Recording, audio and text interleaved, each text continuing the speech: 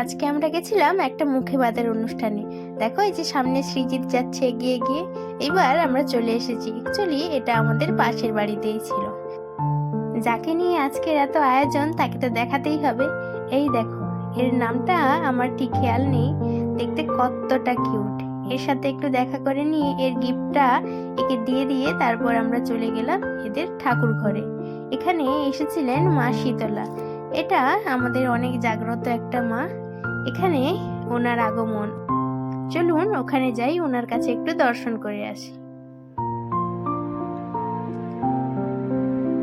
এই যে আমরা এখানে ঠাকুর প্রণাম সেরে নিলাম, তারপর এই যে দেখুন মায়ের প্রসাদ।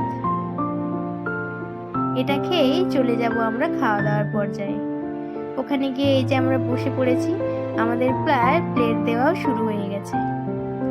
খাবারের মেনুতে ছিল অনেক কিছু, ভাত, ডাল, সবজি, যেগুলো নর্মালি হয়ে থাকে, পাঁপড়, পায়েস, মিষ্টি। তার মধ্যে পুরোটা আপনাদের সাথে শেয়ার করতে পারলাম না, প্রায় কিছুটা অংশই আমি তুলে রেখেছিলাম, যেটা আমার ভিডিওর মধ্যে রেখে দিলাম।